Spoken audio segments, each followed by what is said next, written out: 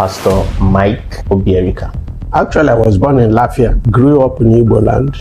Immediately after the war, I saw myself in the north. In 1970, when there were no Igbo people in the north, as a child.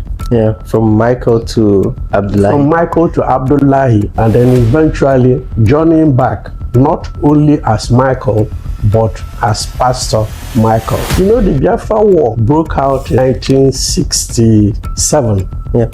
After the genocides of 1966. I was very young then. Yeah. Maybe around the age of 10 or thereabout.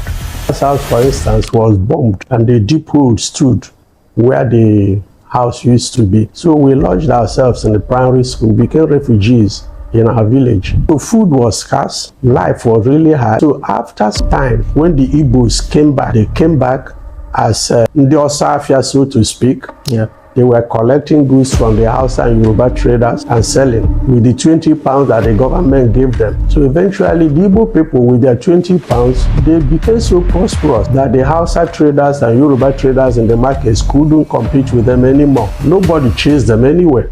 Yeah. But when they saw that they couldn't stand the competition, they gradually left. Let's talk about the Unification Decree, which basically started the war. What was that about?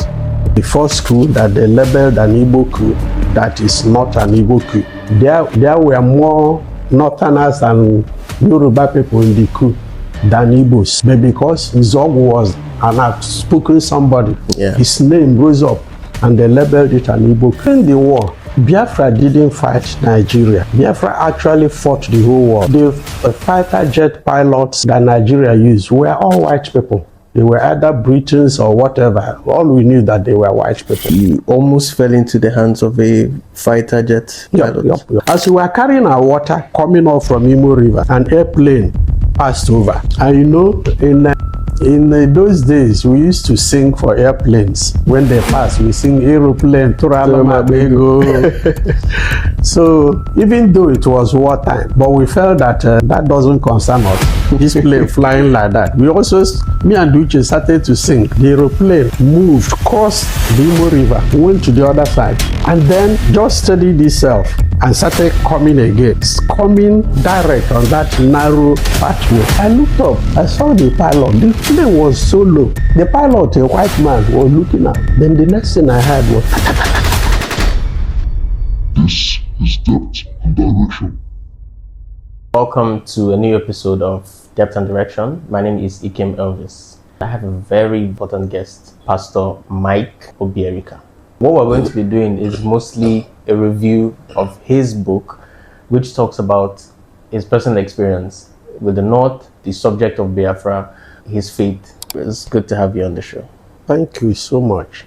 It's not really so much about me, but it's about Jesus Christ. He must increase and I must decrease. I am Pastor Mike Obierika, the International Director of Christian Missionaries of Africa, a movement of Christians fully committed to executing God's end-time gospel project on earth, i.e., preaching the gospel of Jesus Christ to all the parts of the earth, but with particular emphasis on unreached people groups of Africa. In addition, I'm also involved as a convener of the United Igbo Elders Congress, a movement of concerned Igbo advocating for an egalitarian, united Nigeria, characterized by social equality and equal rights for all ethnic nationalities in the country. I guess that explains who I am. This is to make it clear also that because of the political climate, you are for the unification of the country and the unity of the country and equal opportunities to every tribe. Yep. Yes. This is so nobody takes it out of context, because we understand how these things are. So when I started reading your book, the first thing I saw was the Muslim prayer. It was difficult to read because I don't read Hausa. So it started out with the Hausa side of you. Mm-hmm. Can you give us a little view into that? Why it started with the Hausa Arabic background is because, as the title of the book says, it is the crossover, a journey between faiths. Born and bred in Igbo land. Actually, I was born in Lafia, but then I was taken home as a child. Grew up in Igbo land, lived through the war. Immediately after the war, I saw myself in the north. In 1970, when there were no Igbo people in the north, as a child. So I was indoctrinated into Islam religion. I got trained in it, and I became a Muslim, a kettle-wielding Muslim. So it became proper that the opening of my book will start from that background, which says, A'udhu billahi minash shaitanir rajim, Bismillahir Rahmanir Rahim, Alhamdulillahi Rabbil Alamin, and so on and so forth, to give a background to where I was at that point in time. Talking about a journey between faiths, journeying from Christianity to Islam, and then journeying back from Islam to Christianity. Yeah, from Michael to Abdullahi. From Michael to Abdullahi, and then eventually journeying back, not only as Michael, but as Pastor Michael. So that happened at a very young age. What was it like? The Biafran War broke out in 1967. Yeah. After the genocides of 1966. So by the time the war broke out in 1967, I was still in primary school, just about to round up primary school. And then schools were closed permanently in Biafra land. So we weren't going to school anymore. And I started school very early. Even my senior brothers and sisters, I finished primary school before them. So you might know that I was very young then. Yeah. Maybe around the age of 10 or thereabout. So when the war ended, I would still be around 12 or thereabout before I moved to the north. And then you had to make the transition from what you knew, being a Christian in the southeast, to now becoming a Muslim. And this is without parental I guess they were not around when this stuff was happening, because you had to move from the east down to the north, right? So did you at any point give it much thought, or was this something that just happened automatically? Well, nothing I did at that time was preempted by me. I mentioned Malam Oji, Malam Umori Oji Enweze, my uncle, in that book. Yeah. Around 1964, thereabout. I never knew him. One day around 1964, I saw a man clad in black from head to toe. Only the nose, the tip of the nose and the eyes were visible. He walked into our parlor in Amobia, and I became frightened. I rushed off, thinking that I had seen an apparition. Collided with my father in the process. When we entangled ourselves from the ground, my father calmed me down, told me that it's not an apparition, that the person I'm seeing is his relation, and that his name is Oji Enweze. But Oji at that time wasn't Oji anymore. He was answering Malam Umoru. I had become a Muslim, not just a Muslim, but an imam and also a herbalist. So that was my first experience with Islam. That happened around 1964, thereabout. So later, Oji left Amobia. We didn't see him again. The next time we saw him was during the war. He suddenly appeared in the uniform of a regimental sergeant major of Nigeria, of the Biafran army. Then after the war, when we came back home, Oji came. That was in 1970.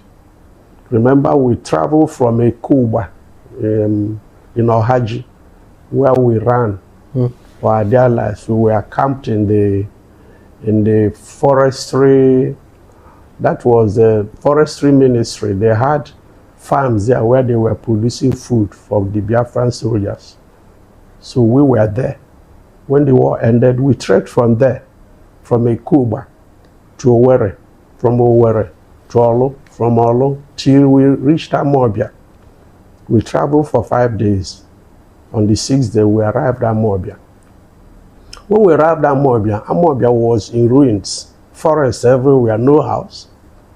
My father's house, for instance, was bombed, and the deep hole stood where the house used to be. So we lodged ourselves in the primary school, became refugees in our village. So food was scarce, life was really hard. It was in the midst of that orgy resurfaced again. And they have markets in Amobia and the environment that time were manned by Hausa people and Yorubas.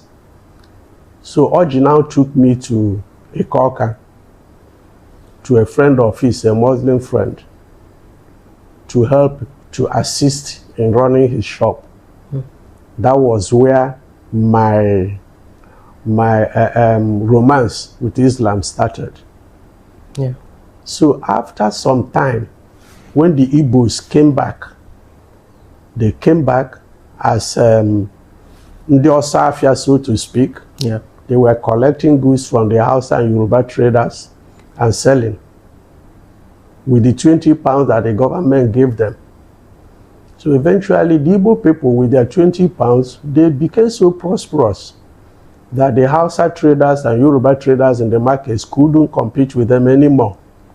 So the Hausas and Yorubas gradually left, and the Igbos took over. Nobody chased them anywhere. Yeah. But when they saw that they couldn't stand the competition, they gradually left. And when Malam Isa, that I was helping in his shop, was about to leave to go to the north, Orji, or Malam Umoru, advised me to go with him. That was in March 1970. The war ended in December or thereabout, January 1970, right? Yes. That was just around 3 months after the war ended. So I was full of adventure, and I decided to go with him to the north. My mother cried, people wailed, but I made up my mind. If Orji said it's a good thing, it should be a good thing. So that was how I went to the north. And I talked about our journey from Oka, where we entered the lorry. That time there were no comfortable means of transport. There were these kind of wooden trucks that you sit and you back the driver, and the truck would creak and groan and smoke. That was how we traveled from Oka to Enugu, passed the night in Enugu in a Hausa community, moved again, traveled to Otrukpo, passed the night again in a Hausa community in Otrukpo. Then we moved again from Otrukpo to Jos, passed the night in a Hausa community before we continued. Eventually we landed in Ankara, that is in Katsina State today, but then it was North Central State. So when we landed there, a few days after our landing, you know, when I was in Oka, I wasn't practicing Islam because I was brought up in a very, very, very good Christian family. We were so Christian that as a boy, starting from the age of 8 or thereabout, I would go to church in the morning and I wouldn't come home till evening, because after morning service, I would stay in the church and join to do the Sunday school. We were in the Anglican communion, and we were doing a Sunday school in the afternoon by 3. I would be loitering in the church compound till 3. I joined the Sunday school. After the Sunday school, I will join the youth fellowship and then the choir and then evening service and come back home in the night. So that was how deeply I was entrenched in our kind of Christianity at the time. Yeah. Before I went to the north. So a few days after we arrived, Malam Isa called me in the morning He had 2 wives. We were living in a compound. He brought a kettle, took me to the bathroom. He told me to stoop down. I did. Poured water on my head and made some incantations and gave me the kettle to wash myself. That was how I became a Muslim. From a good Christian boy, I became a kettle-wielding Muslim. So then he took me up on on Islamic studies. Every morning we will do a spell of study in the Zawre, that is the outer house in the compound. That was where he started to teach me these recitations, A'udhu billahi minash shaitanir rajim, Bismillahir Rahmanir Rahim, and so on and so forth. So that was how my Islamic journey started. Not really because I decided it was the best thing to do, but because in my little infantile mind, anything the elder said made sense to me and I obeyed. So that was just how I became a Muslim. Interesting. You mentioned he had 2 wives because your dad also had 2 wives. Oh, yes. And you had an interesting experience with that. Can you shed more light on it? Yeah, my dad had 2 wives. Yeah. He married his first wife. Lucy was the name. She is from what we call Kwale these days, from a community called Iselegu in the Ndokwa area now. Yeah. My father was a blacksmith, and you know Oka people were blacksmiths. So he went with his master to learn the trade in that place, Iselegu.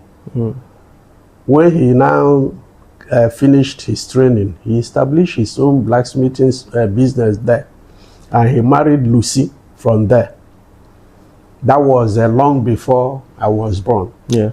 But as I was growing up, I noticed that in our house, Lucy was there, my mother was there. That was 2 wives. Yeah. Lucy had no children. Definitely, she was much older than my mom because my mom married at a very tender age. But Lucy, in spite of being elderly and against all Igbo norms and beliefs, she was called Lucy by everybody. She didn't care. She accepted it. I know it's very strange Yeah, it is. for an Igbo woman to be called by her first name. Even if she had no child, they will call her somehow another thing. But Lucy was Lucy. That was my father's first wife. So Lucy had no child. So later they forced my father to marry my mother, which he reluctantly did because initially he was content to live a childless life forever. So he married my mother at a time that I didn't know. So eventually I saw myself growing up in that family of a polygamous family. And the influence of the polygamy was negative on us, the children, because my father was living with Lucy. Our house was a four-room affair with a parlor in the center. Yeah. My father and Lucy shared 1 room. My mother and all the other children, we were 9. We shared 1 room with the popular parlor. My father didn't care much about us. He only minded his Lucy, and our mother minded us. So that was how we grew up, to the extent that I had a very nasty experience when I went for common entrance exam. Yeah. When I finished primary school before the war, we were to sit for common entrance exam. 5 shillings to register for that. My father said he had no money. And the day I asked him about that, he said, "We think about it." But later that evening, I heard him discussing with Lucy. Lucy was telling him about the stupidity of spending money on useless children. So my father refused to give me 5 shillings for the common entrance. And of course, I couldn't register that year. Then the following year, My mother was able to scratch off 5 shillings and registered me. And I sat for the exam. It was successful to Government College, Afikpo. Yeah. Those schools were elite schools in those days. So we went for the interview. I was successful, but before anything could be done, the war now came. So secondary education was aborted till much later after the war. I hope I have thrown enough background on that aspect. Yes, yeah. Okay. I think, in my opinion, those experiences are the things that shaped your life and shaped your perspective and the way you view things. Because when I was reading it, I was just thinking about, wow, this is an incredible experience. You know, it's almost like having a father, but at the same time not having a father. Yep. Yeah. You know, all these things happening at the same time with the external conflict being the war, and, you know, having to navigate all that even as a child and all that, I can imagine. Let's talk about Oka. This is to kind of show, because now Oka being what it is, just known as the capital of Anambra and all that, but it has more historical, what would you say? The background? Yes. And you mentioned Amobia. Right. So Amobia, even seemingly being greater than what Oka was at the time. So can you talk about Amobia, because you mentioned it many times in your book, and it seems to have played a very big part in the formation of basically your character and life.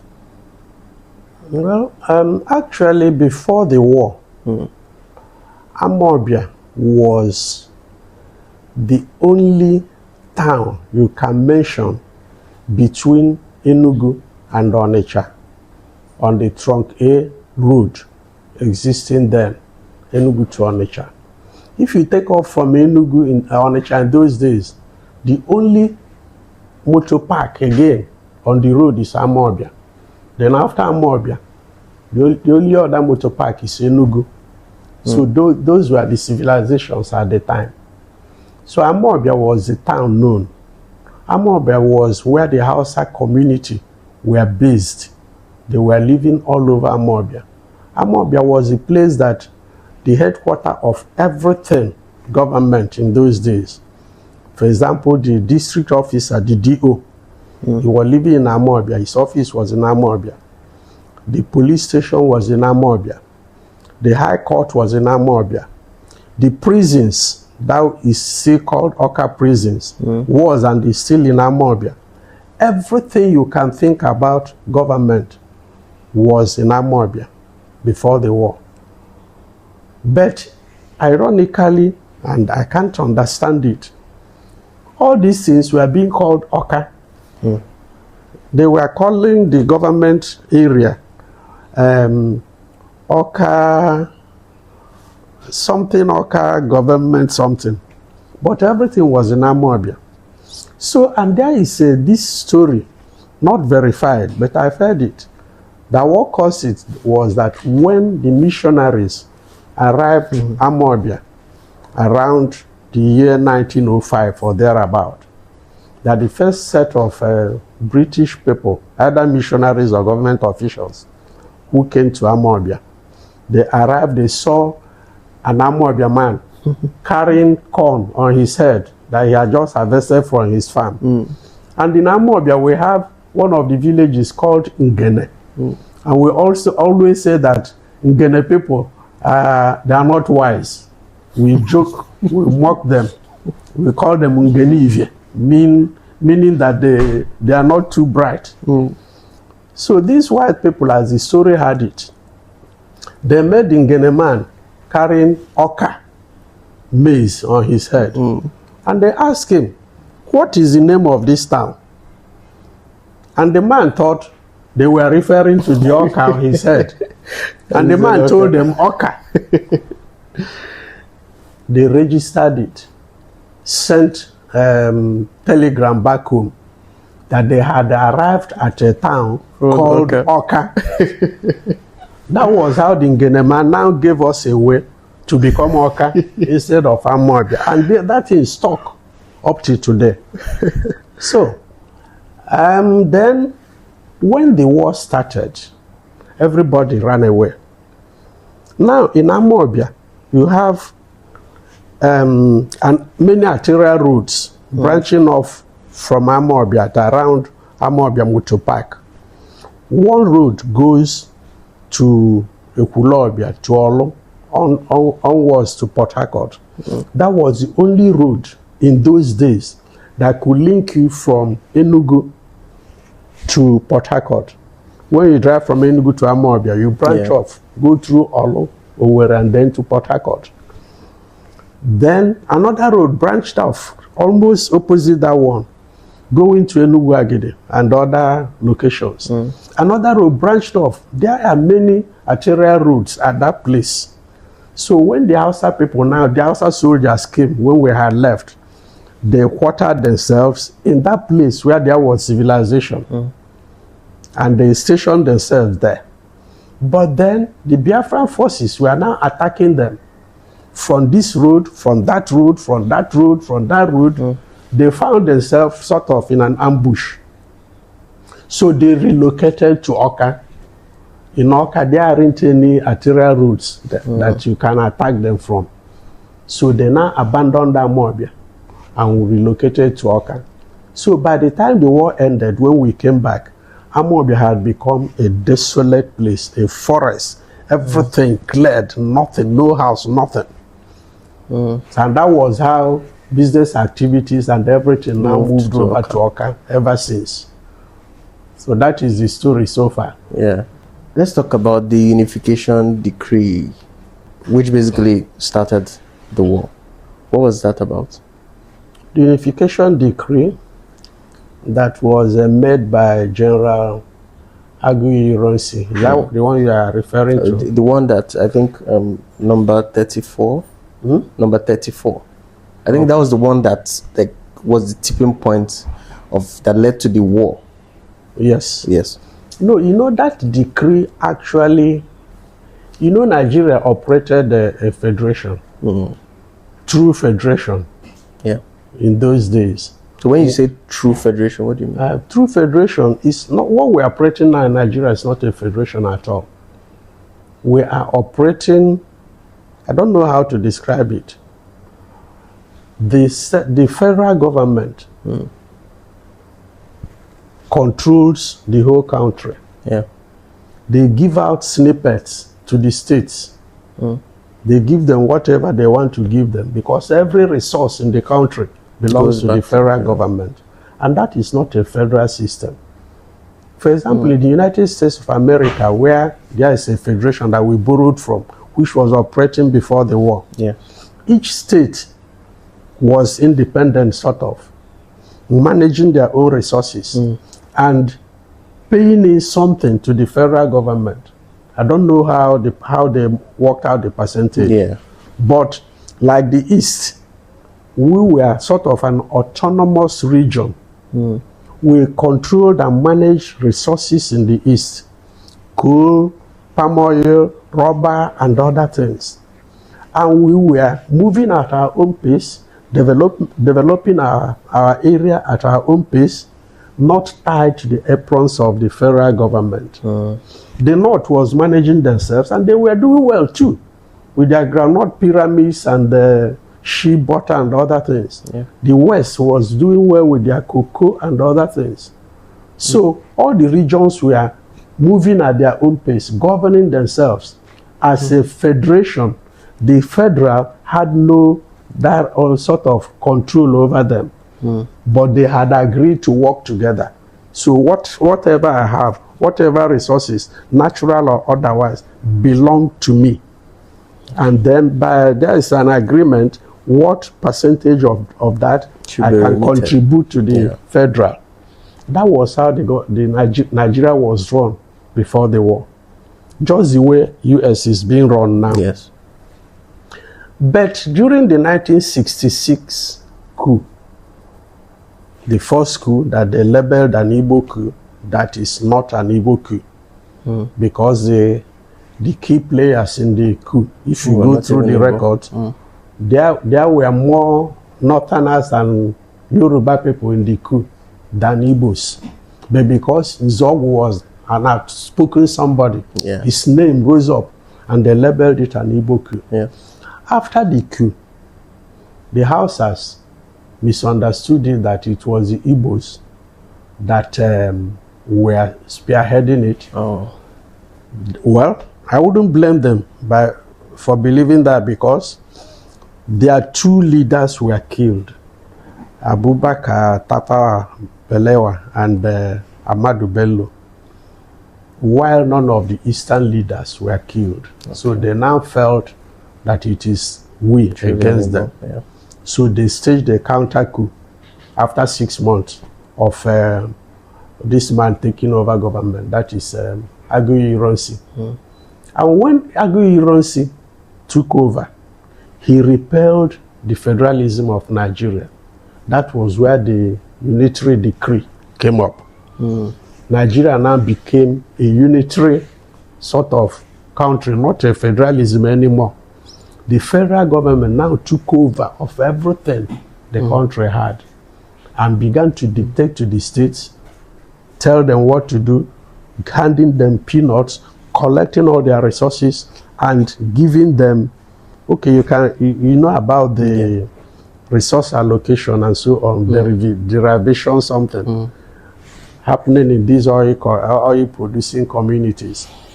They say they are giving them 13% of what they own. Resources, yes. What they own. The federal government carries on and gives them 13%. That is not federalism. So it was Aguiyi Ironsi who introduced it. Unfortunately, an Igbo man. And it has stuck till today. And that is why we are really fighting for a new constitution. I was in a constitutional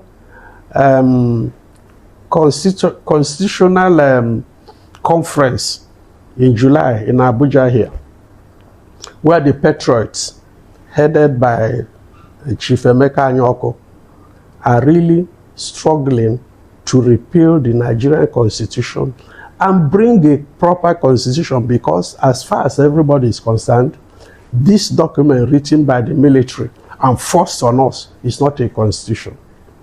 So we are still fighting on it. I am among the patriots headed by Emeka Anyoko and other notable leaders from across the country, including some governors of the West, including some from the North. It is a united front from all parts of the Federation. We are fighting that a constitution should be made for Nigeria, because what we are working with now is not a constitution. It is something drafted by the military and forced upon us. And of course, the military that did it is a Hausa military. So everything in it is lopsided in their favor. So that is how we lost our federalism, because Aguiyi Ironsi repealed the constitution and made a decree unifying Nigeria under the central, not under the regions anymore.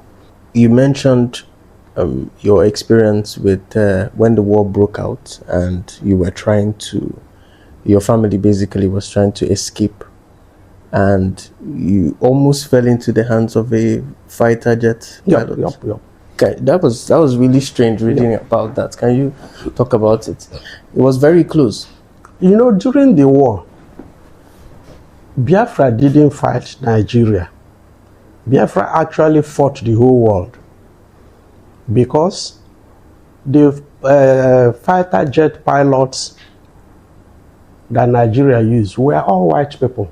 They were either Britons or whatever. All we knew that they were white people. Even leading the infantry in the war fronts were white missionaries.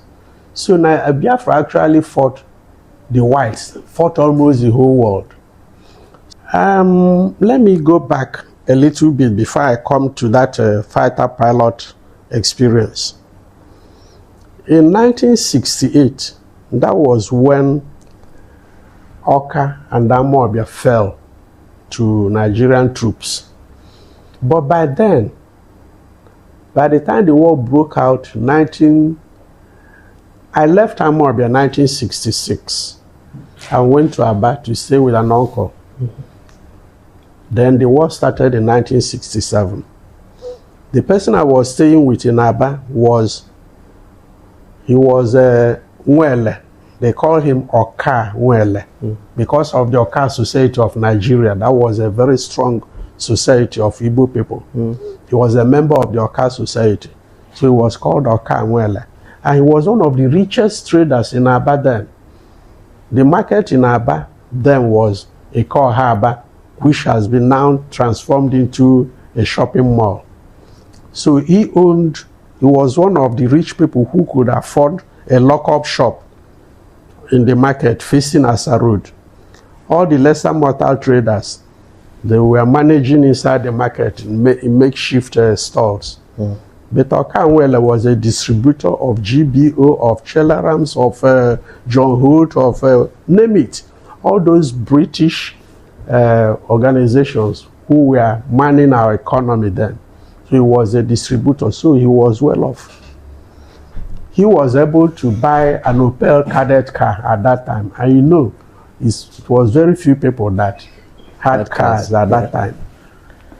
So on the eve of, I can't remember the month now, but it was still in 1968 that Aba fell to federal troops. That night we started hearing gunfire, coming closer, coming closer. Then Okanwele rushed home, told us that we should begin to pack, that Hausa people are almost there at across what's the name of this river? Obohil.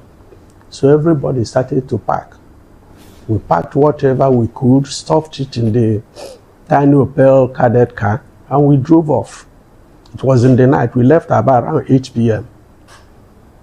Okanwele and his wife, his 2 children, Adichie and the Ifeoma, then me and the maid Uche, about 9 years old. We cramped into the car, we drove off. We just passed the Aba Motor Park in Factory Road. The car spoiled that night. But the road was so jam-packed with pedestrian traffic that before we knew it, people were pushing the car. They kept their loads on the car and began to push us. So it became a win-win for all of us. They were relieved of the loads they were carrying on their heads, and we were relieved of a spoiled car. They pushed us in that way till we arrived at Uba Junction, and we slept there. The next day we were able to, I don't know how we got to Owerenta, can't remember, but somehow we got to Owerenta. We camped by the roadside. Okanwele's wife brought pots out for us to cook.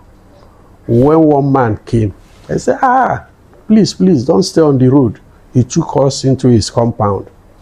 There were many mud huts, these round thatched huts. He gave us one. We moved our things inside and we stayed there. Now, Imo River just across the road. There is a straight road like this, facing the compound where we are in. So Uche and I, we carried our buckets and went down to Imo River to fetch water for us to cook. Uche couldn't enter the water because he was very small.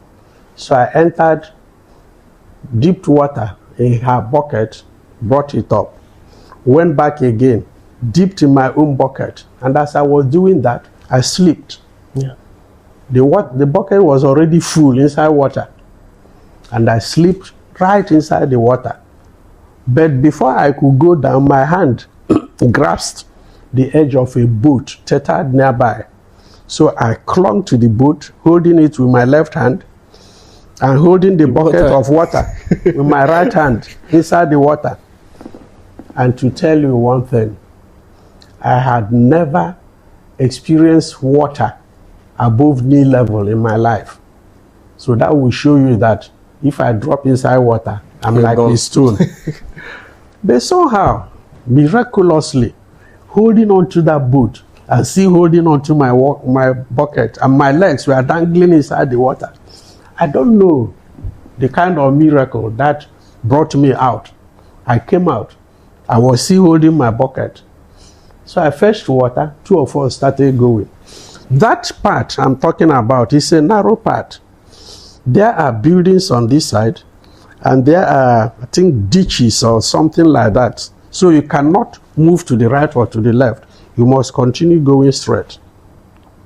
As we were carrying our water coming off from Imo River, an airplane passed over. And you know, in those days, we used to sing for airplanes. When they pass, we sing aeroplane, Turalama Bego. So even though it was wartime, but we felt that that doesn't concern us. This plane flying like that. We also, me and Duce started to sing. Aeroplane, Turalama Bego. The aeroplane moved, crossed the Imo River, went to the other side, and then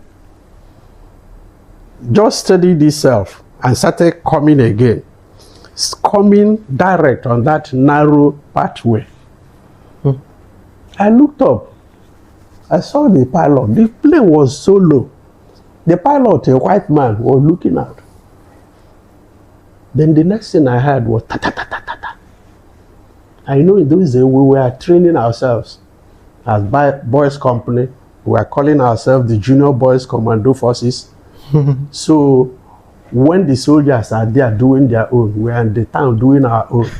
We manufacture guns with sticks, and we are marching and parading and singing.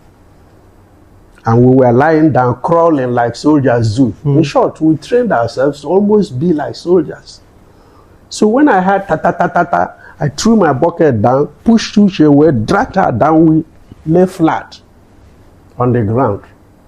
And of course, we have been practicing crawling. So I crawled, dragging Uche, and we crawled to the part of the road like this.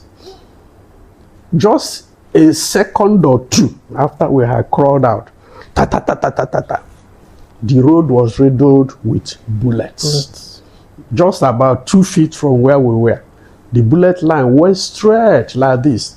The plane continued shooting, crossed the Weraba Road, continued the other way. Incidentally, the hut where we had our things was right on the way. Path. So one of the slugs entered the hut, landed on the bed, the raffia bed there. But you know now, during the war, once you hear any sound of plane, people dive. They take cover, run into the bush. So my uncle and all the other people, they had disappeared into the bush when the bullet now fell into the house, and the plane continued shooting and went away. So me and Duce, we lay where we were. We didn't move. We were waiting, hoping, waiting that maybe the plane will come back. Eventually, it didn't come back.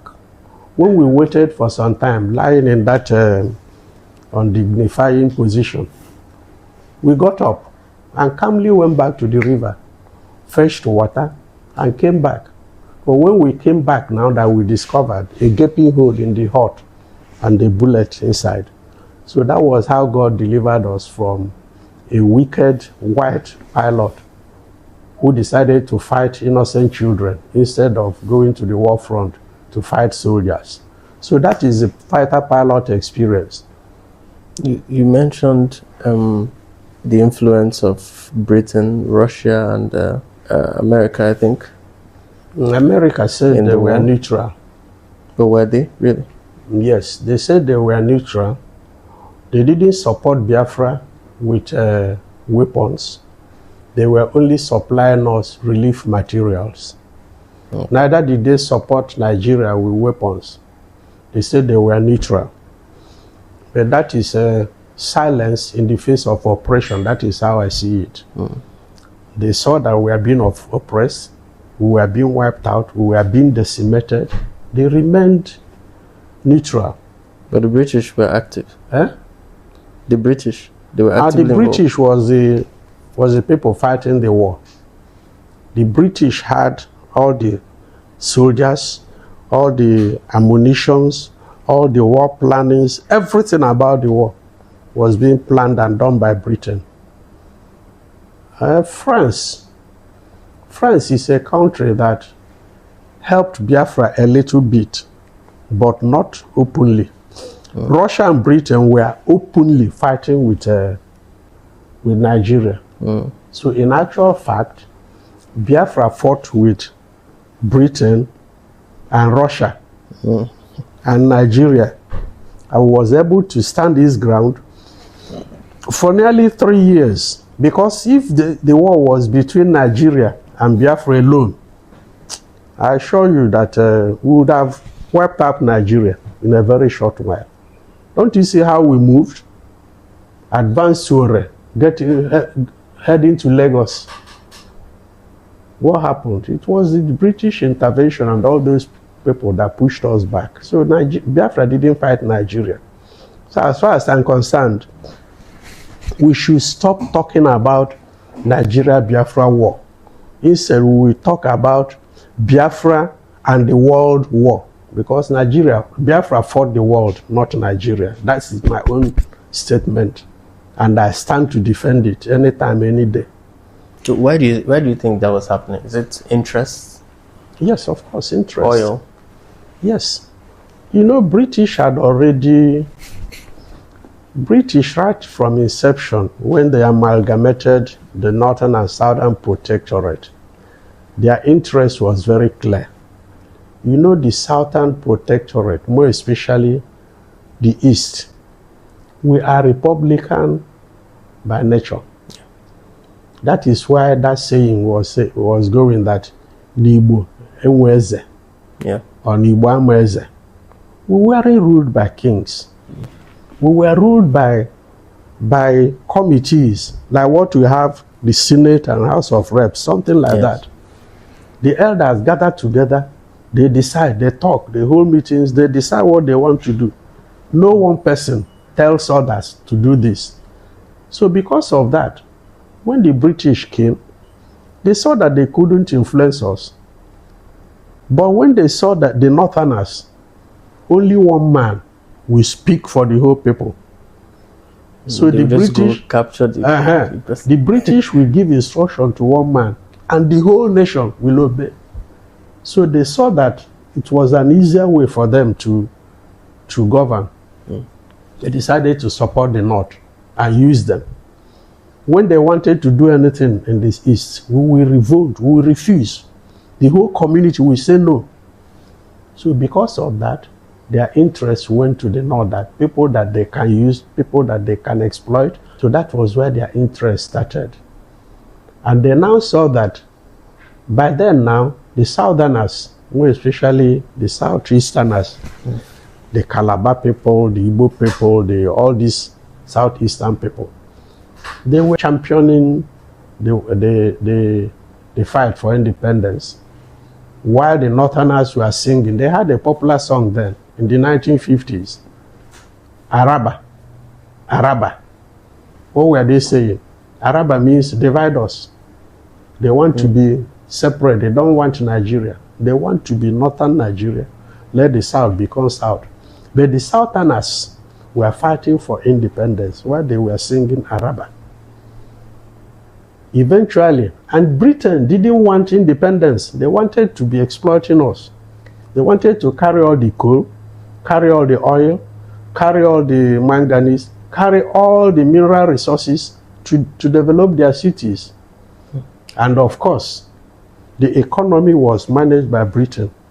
Do you know at that point in time, before the war, toilet roll, the popular toilet roll in the market then was Andrex toilet paper. It was packed 100 pieces in a large carton. It was imported from Britain.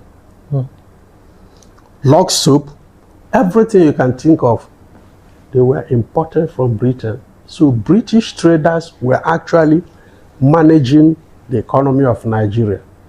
That's the John Hood, the GB Olivant, and the other companies like that. Everything was being brought from them. So it was a very lucrative business for them. And the only opposition they had were mainly the Igbos.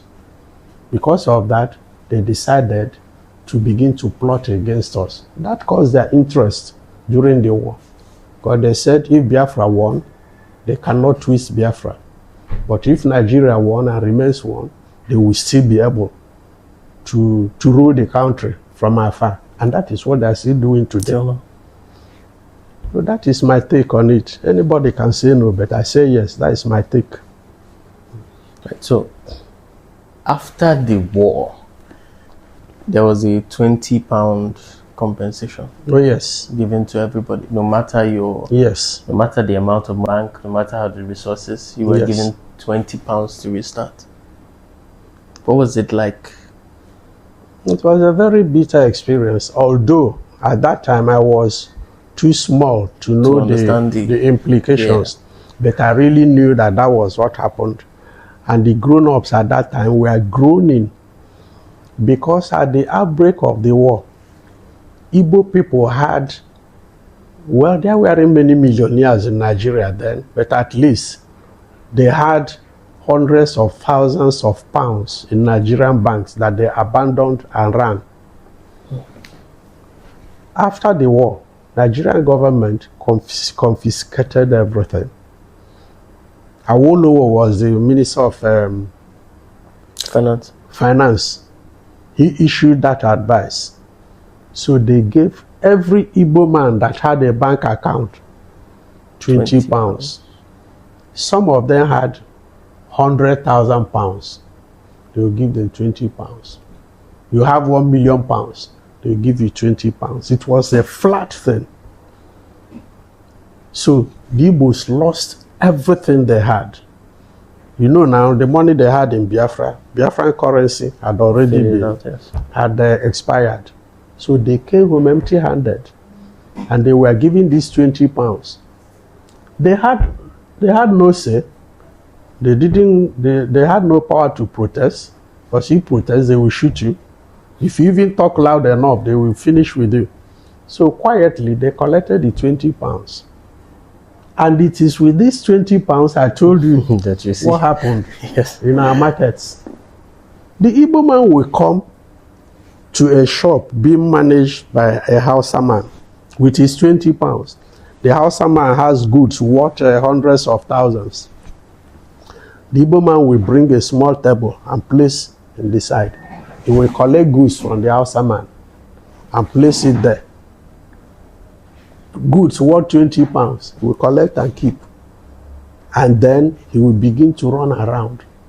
How they did it, I don't know. I was too young then. But what I know was that 3 months after the war, most northern traders and Yoruba traders in Oka market, where I know, all of them had gone. They started going gradually.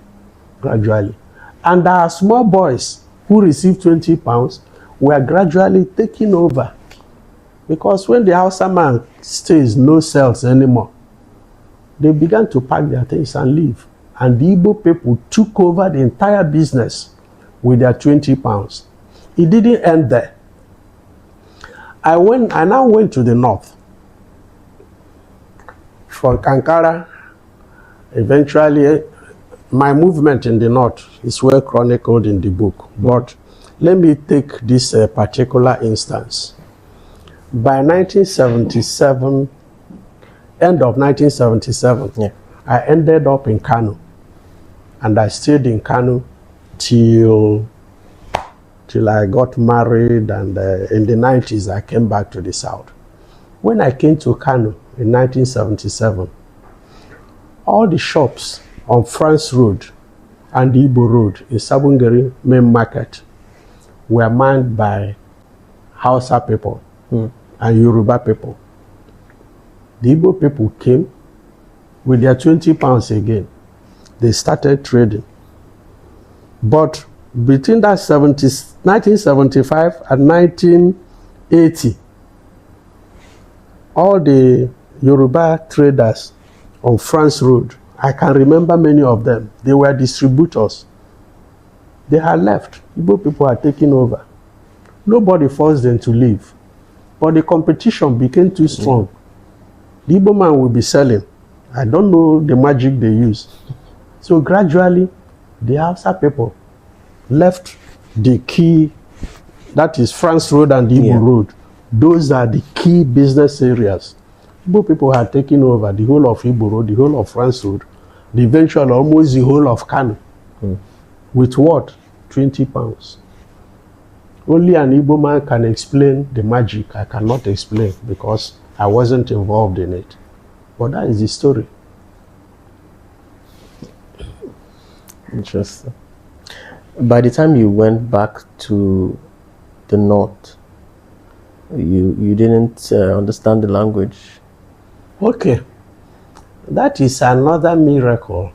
Because how did it even happen? As I said earlier, I was born in Lafia. Then they carried, that was in the 50s, they carried me home as a baby. I didn't really know Lafia. But after the war, when I came up, for example, my father spoke Hausa well, my mother, my elder brother and the elder sisters, they were speaking Hausa. But from my from me down in the family, no Hausa. My immediate elder sister had to speak Hausa too because before the war, she went to, before the war, she went to Kano to live with somebody. So she stayed in Kano till the war. So she too was speaking Hausa. But from me down, no Hausa. And all those ones will be mocking us. They will speak Hausa and mock us. So after the war, when I now went to the north, I didn't have one word of Hausa, except the few I had picked in my 3 months with Malam Isa in Oka Market. But when I came to Ankara, a village where nobody understood English, except maybe a few teachers, except the secretary of the local government, who became my friend, except Malama, the auxiliary nurse in charge of the health center. About 3, 4 or so people who speak English, and I'm not in direct contact with them at all times. So I was forced in their midst to begin to pick up the language. And I tell you that it didn't take me just a matter of months. I was speaking Hausa. I didn't stop there. I began to read. I collected all Hausa literature I could lay my hands on. The most popular book in those days, Hausa book, was Magana Tarihi. Collected it. I read and read and read. I began to read Hausa. I began to write Hausa to the extent that years later, when I was in Kano, as a Christian now, I was the interpreter in all major crusades, Christian crusade done in Hausa in Kano. I was the interpreter interpreting English to Hausa. Both the crusade done by white people from outside Nigeria and the ones done by local priests. There were about 2 or 3 of us in Kano. Any crusade that needed interpreting, we were called. So how I got that in, I believe it is a miracle. Because at a point, I mentioned in my book that I became pastor of Ekwa Church in Talata Mapara. When I went there, the only church I saw was Ekwa Church, a small hut. And the pastor was Mala Ibrahim Metashi. He didn't have one word of English. So when I joined him in the church, and construction workers started coming in, I became interpreter. And eventually they started an English section. The pastor appointed me to become emergency pastor. That was how I became pastor, without attending a seminary. And your story about your first pastoral, you were still living your life. Yes, now. I didn't know any difference because the kind of Christianity we were brought up in the village, We will go to church. As I told you, I will almost sleep in the church. But it was just so activity. what I would say, like, let me say it in Igbo. Righteousness, the law of righteousness wasn't bounding on us as churchgoers. So you go to church, you see, participate in all the fetish practices. For example, my father, his name is John, indicating a Christian, right? But my father was also a member of the people who go to the Alosi to slaughter cow. He will bring his own portion home. And they say that females don't eat that. If a female eats it, he will die. So my father will bring a lot of meat. We will have me and him. At that time, I was the only male in the house. My elder brother had left the house. My father will make a fire and roast it and dry the meat very well. Then put it in a pot, clay pot, this water pot. I use something to tie them out. So it's only two of us that will be eating it. If I want to, I will go there, carry, put in my pocket and go out. He was a Christian. We were all Christians. We were partaking in all the idolatry. And yet, even our Okochukwu, our reverend in the Anglican church, he used to go with us to, when these deities are doing their Thanksgiving. We had many alosi, that is shrines in Amobia. There is a time they begin to do their Ebu alosi. So what the Christians call Thanksgiving service. Our reverend will go there to celebrate with them.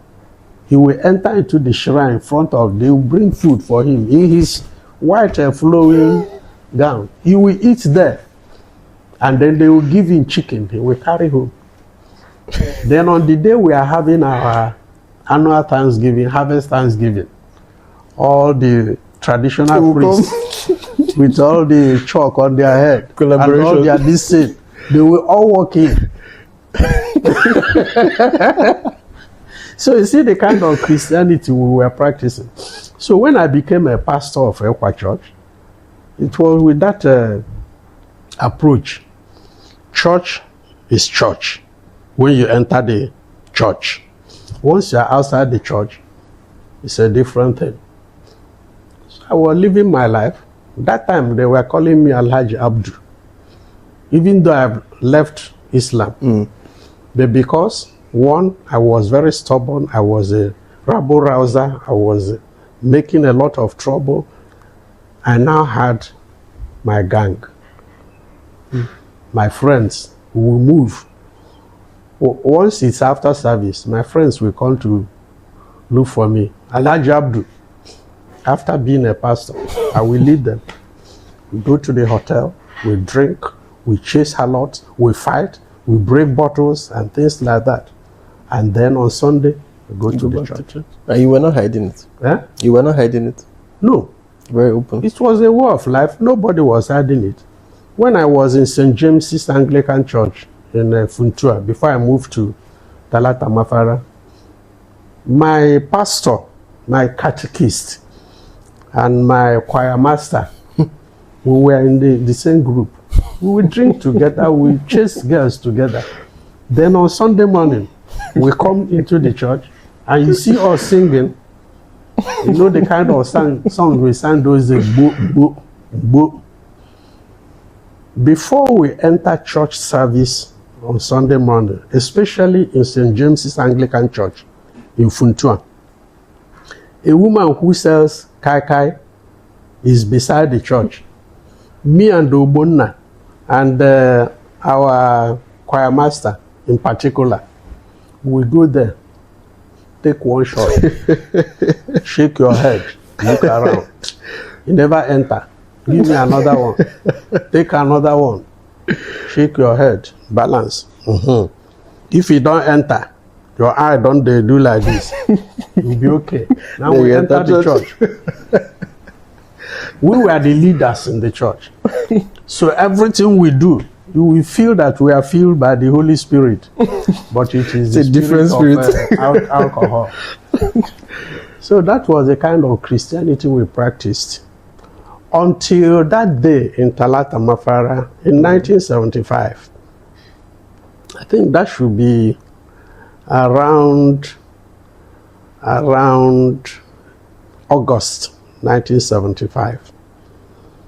We finished from church service that day. By then, the construction workers working on Impressive Baccalaureate Dam project, many of them had now come into town. And the little church of 20 people had now grown to hundreds. So we have started the English section. I will worship in the Hausa section. When it is over, I'll move over to the English and become the pastor. So that day, I preached. Do you know how I used to preach? I will carry my Christian religious knowledge textbook.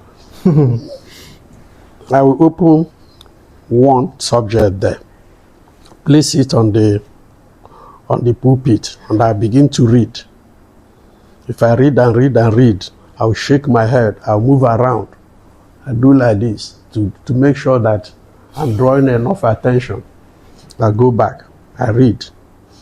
That was my preaching. So that day I read as usual what I felt was a very strong sermon. So after the service, I was walking home with a colleague of mine, because I was working in Impressive Baccalaureate. We were walking together, and I felt so much on top of the world. I began to talk. I told the man, this heaven, if not for this girlfriend thing, I'm sure I will make heaven. That's the only sin. How I wish that Jesus Christ is still alive on planet Earth and doing miracles. I will just approach him. He will do a miracle for me to stop girlfriend, boyfriend thing. Then I become a real candidate of heaven. This is a pastor talking. My drunkenness, my fighting in hotels, my breaking bottle, my all those things were not sin. The only sin was girlfriend. So the man calmly said, Jesus Christ is still alive on planet Earth and doing miracles. Looked at him. Said, this man must be mad.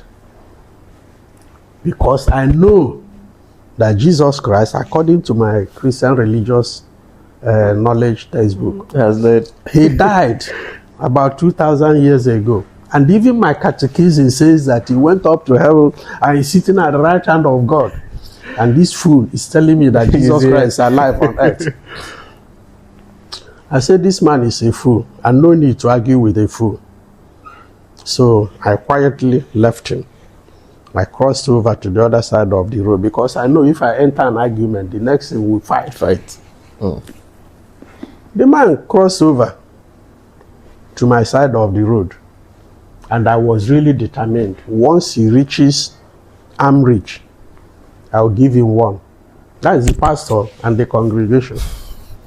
Although he read my mind, he didn't come close. He just did like this. He gave me a pamphlet. He said, read this and you will know that Jesus is still alive on planet Earth. I collected it quickly because I didn't want to be provoked into further argument. Just to get rid of him, I collected the book. I moved fast. He too moved in his own direction. When I reached home, I read the book. I just began to read it. I couldn't drop it. A small pamphlet. The name is Healing from Christ by T.L. Osborne. So I read the book from cover to cover. At the back page of the book, there was a prayer written there. I said, praying, confessing your sin, accepting Jesus, and so on and so on. I read the prayer. I said, Amen. As I finished reading, I just discovered that I slept off. My friends now came to wake me up for us to go out. By the time I woke up, I was a different person. All the urge to go and drink and fight were gone. They said, come, let's go now. I said, no, I'm not going out. He said, are you sick? I said, no, I'm not sick. I just became a Christian. I just received Christ. They laughed. They said, Elijah, how do you are sick or something? Let's leave you. They left. By the time they came the next time, I was giving them, preaching to them. That was when they knew it was serious. That was how I knew the difference between Christianity and church going. And of course, that was when I came to church, my congregation now became my pastors. I yielded to them. They began to teach me things I didn't know. Then my pastor came one day and told me, but when they now began to open my eyes, I joined them. You know, Ekwa Church, they don't clap hands, they don't dance. They just do it holy, holy, holy. That was in those days. Yeah. Or the Catholic, you don't dare shout hallelujah in Catholic Church in those days. Or in the Anglican Church, they use cane and drive you out. All those Orthodox churches, they were holy, holy. So we began to praise God in Ekwa Church. We began to speak in tongues. We began to shout. We began to say loud prayers. My pastor called me. He said that if he enters the town, because the church is outside the town, if he enters the town, his Muslim friends, they are now laughing at him. They are telling him that his church is a church of mad people.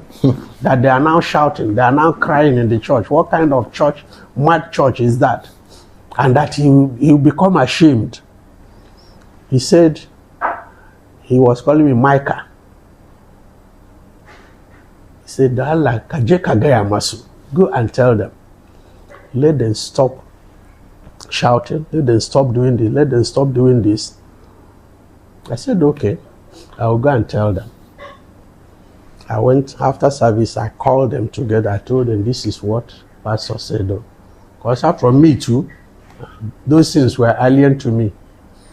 They opened the Bible, began to take me through the Bible, one verse after the other. At the end, I became fully converted.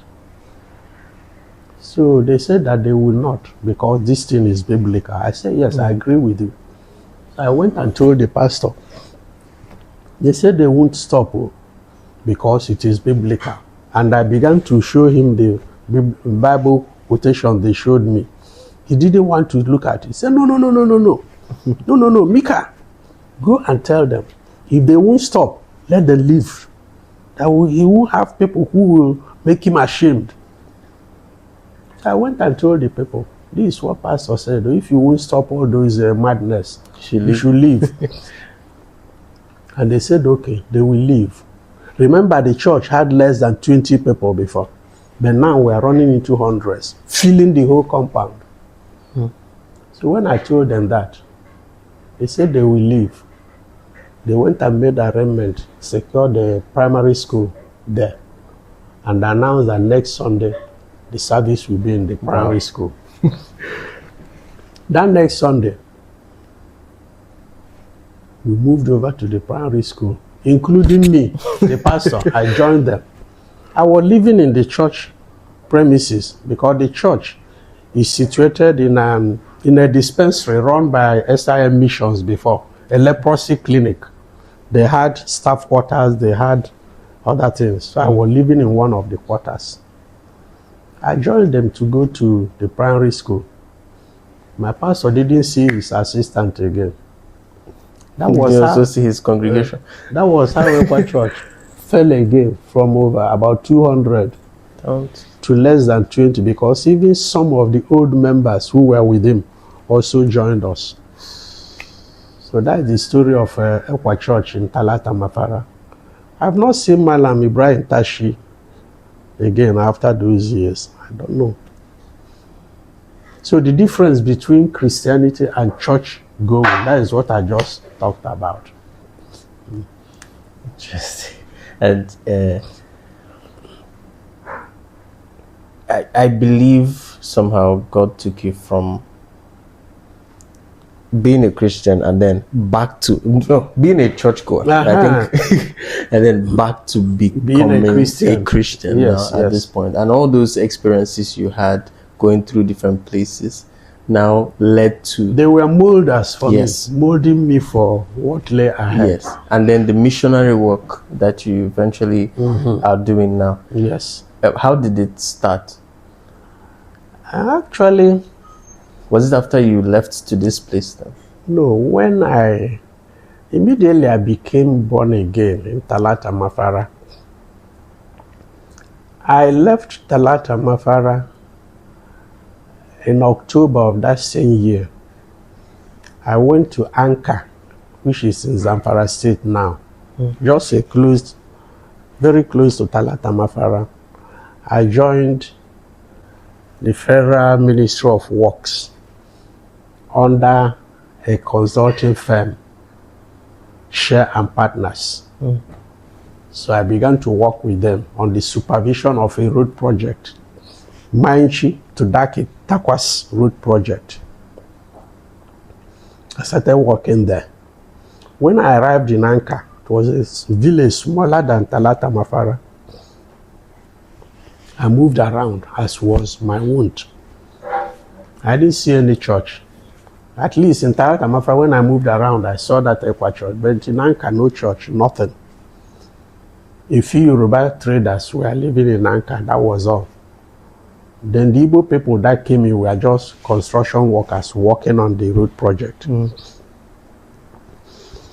I went to the secondary school in the town, scouted around. I saw the teachers there. I saw Jima Enemali was a youth corper serving in the secondary school.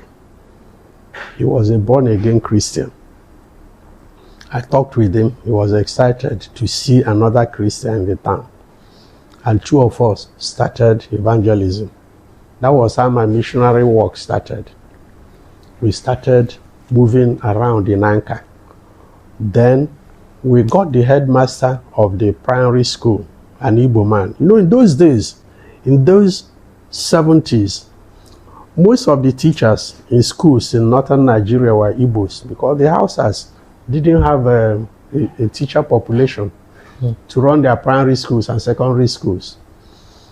Any village you go, you see an Igbo man as headmaster. So the headmaster, an Igbo man, we talked with him. He started fellowshipping with us, and we used the primary school to start a church. We went to the health center. The medical doctor, although he was just doing his house job, but he was in charge of the medical center, Yoruba man. Talked with him, brought him in. Then there was geological surveyor who was working in the remote villages there, doing explorations. We brought him in, an Igbo man.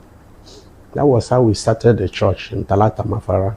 In Anka, in the primary school. But I stayed just 1 year in Anka before I left. Jima Enemali left before me. He went to Kano. Then, a few months later, I left. But the church had already been established there. Then when I now came to Kano, I got involved really in every Christian activity. You know how we started, we were the pioneers of Grace of God Church, and so on and so forth.